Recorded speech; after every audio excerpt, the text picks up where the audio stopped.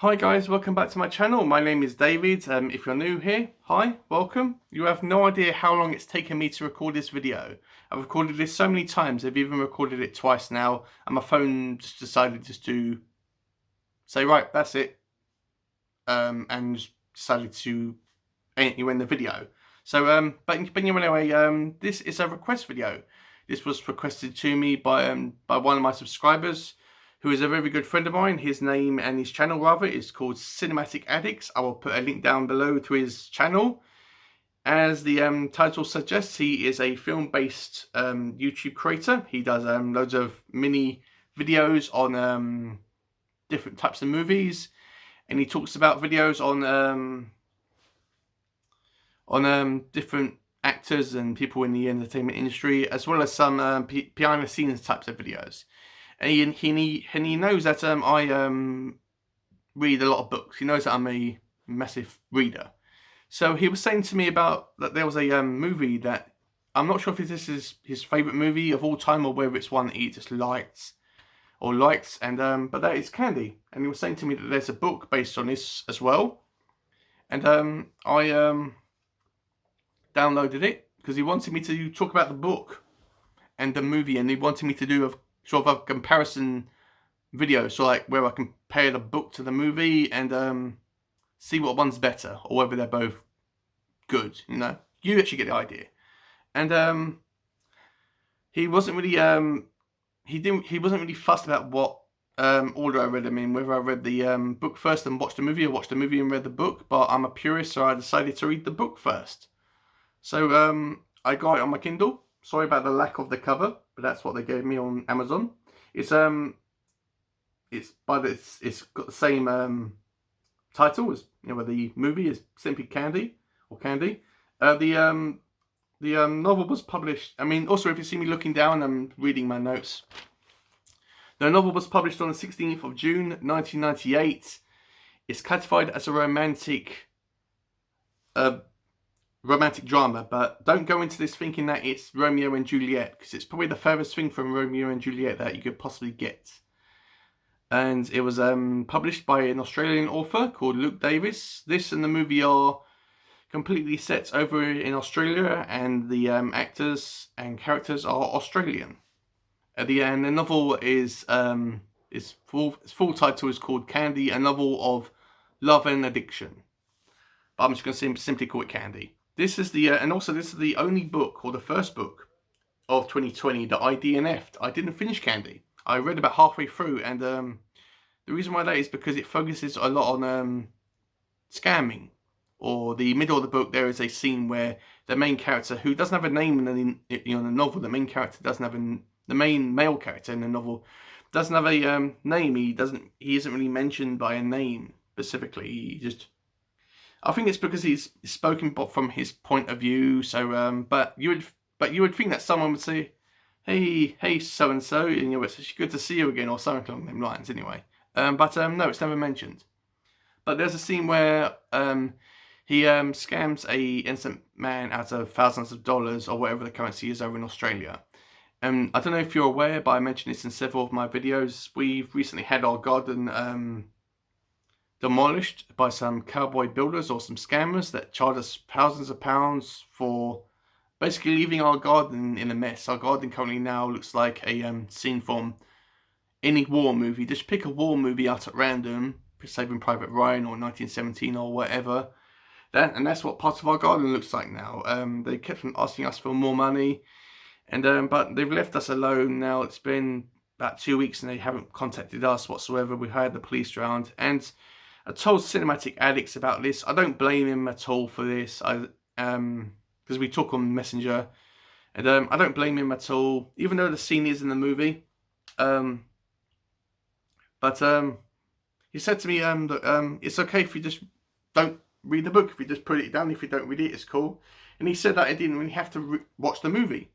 But I told him, well, I've already bought it. I watched the trailer. The trailer for this is amazing. And yeah, so I thought, okay, I'll give it a try. This is going to be mostly based around the perspective of the movie. I'm going to be reviewing the movie, or reviewing the movie if I can talk. And but I'll be gently touching on the aspects of the book as well. Because I was telling him about scenes in the book, and there is a scene in the novel where the main character, who I'm going to be referring to as Dan, because that's what his name is in the movie. There's a scene where Dan and his best friend, who isn't referred to in the movie by that name anyway, they are in the middle of the woods and they are camping. They've got a tent and they are out there purely to plant drugs so they can grow them and eventually sell them. There's also a sex scene. There is a foursome scene in this book where Dan and Candy have sex with a couple who they are friends with.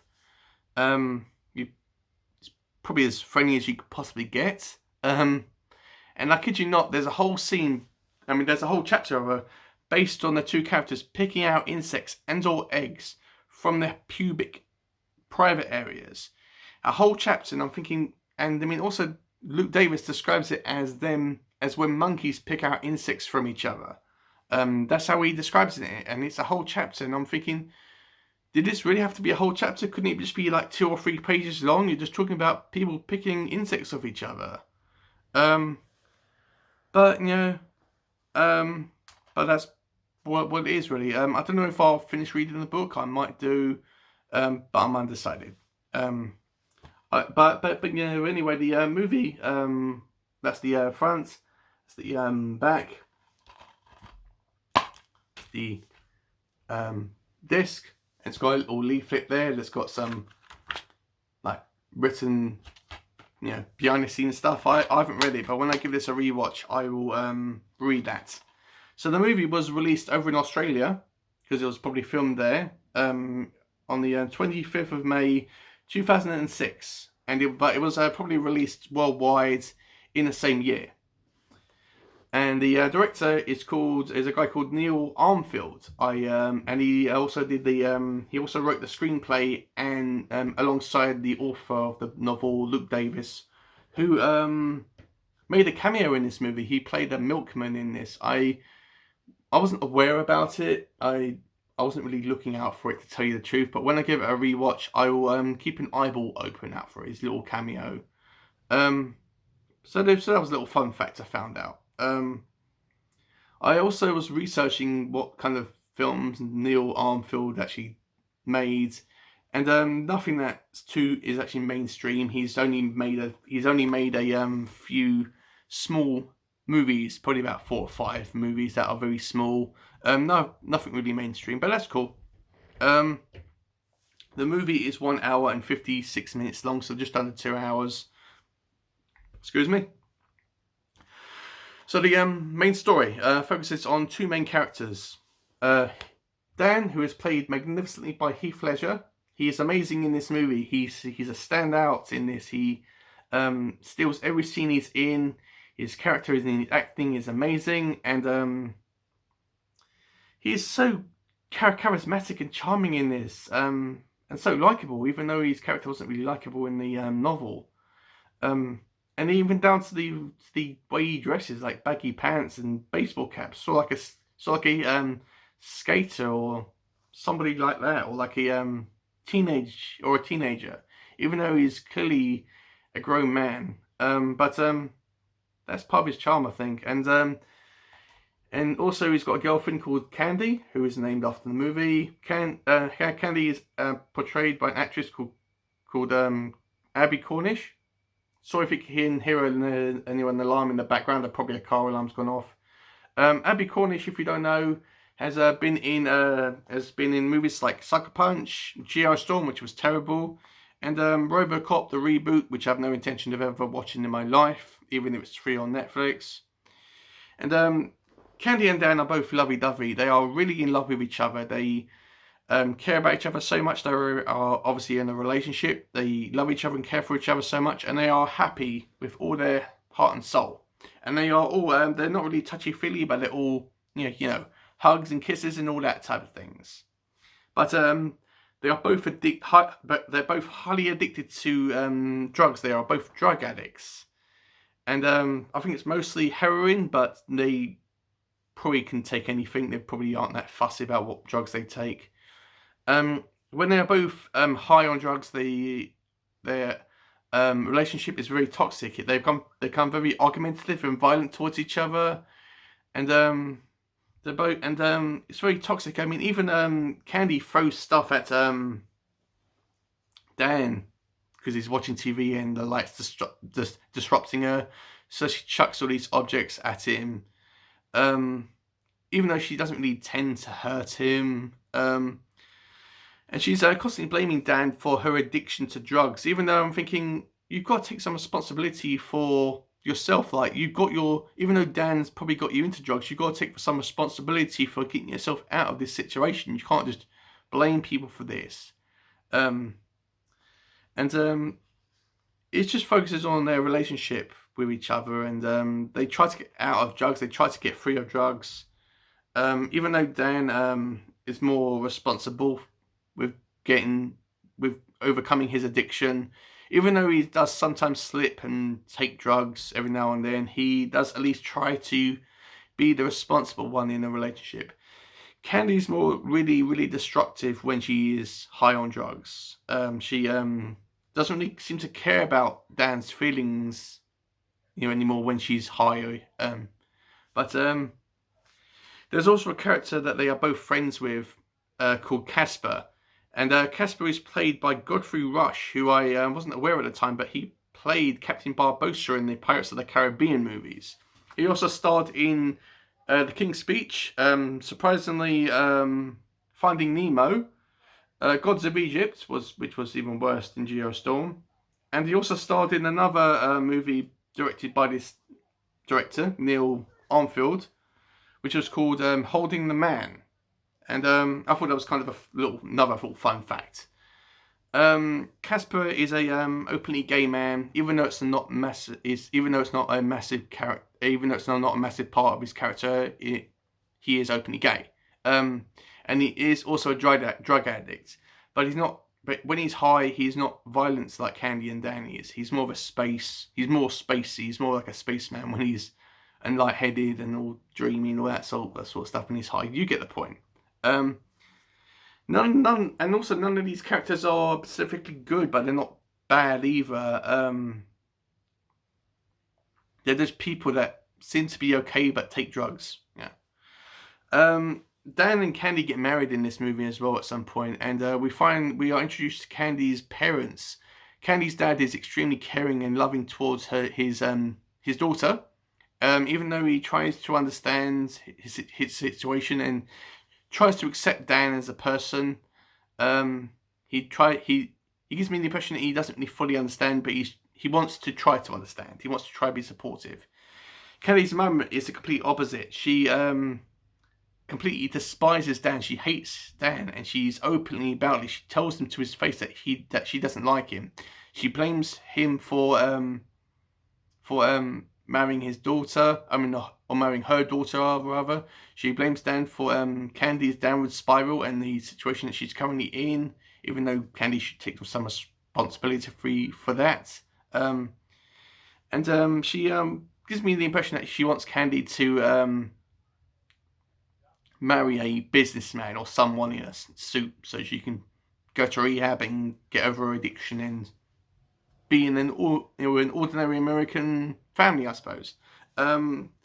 And that brings up a point as well. Should these two characters be together? Yes and no. Because when they are both sober, they are both the perfect couple.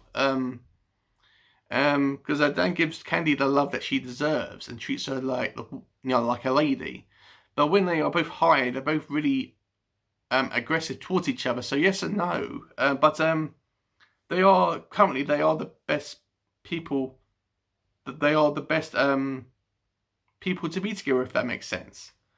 So as I said, they try to get over their addiction. There is a scene where Candy and Dan are in their apartment, and Candy's on the phone to Casper, and she's telling him that she wants Casper to come over and help them. They are desperate. They're in deep trouble, and they want him to come over and help them.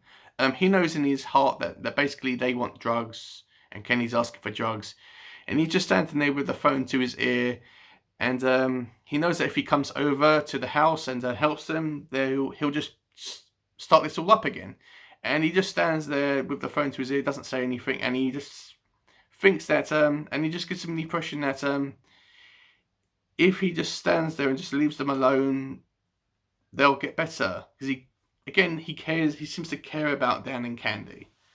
I won't say how this movie ends. It's a really good movie. I enjoyed this movie a lot more than the book. In fact, Heath Ledger's character or portrayal of Dan has encouraged me to give the book another chance. I'll give it another chance. Whether it's just going to be this year, or I'll give it where I'll read it this year, or whether it's going to be I'll be reading it next year. I'm not sure, but if it wasn't for his performance, I probably would have deleted that novel off of my Kindle and never really thought about it again. So yeah, highly recommend Candy, the movie. If you see it in the stores or in the shops, go and buy it. If it's cheap online, whether it's brand new or second hand, I would definitely pick it up. It's nothing. I wouldn't say it's a really fantastic movie, but it is a competent movie. It is a entertaining movie. So that's my video, short, sweet, to the point, and not like a hour long like my usual videos are. So that's really it. Really, got nothing really else to say. My next video is going to be tomorrow, where I will be reviewing Skyward by Brandon Sanderson. So please keep an eyeball out, an eye open for that. If you are new to my channel, please like, comment, and subscribe. Watch all my other videos. Give this video a massive thumbs up if you've liked this. Let me know also if you watched the movie and or read the book, and let me know what you think about it. And also let me know if I've inspired you to maybe pick up the book or watch the movie. Let me know if I've inspired you in that way. Click the bell on my channel as well, and if you want to see when if you want to be notified when I ever upload videos. I upload videos on a regular basis. And yeah, like, comment, and subscribe, as I said. And I'll see you in my next video tomorrow. And not sure when this video will be uploaded, but I will do my best with it, and I will make a quick thumbnail for it now, so like a basic type of thing. So anyway, see you later, guys, and see you in my next video. See ya, bye.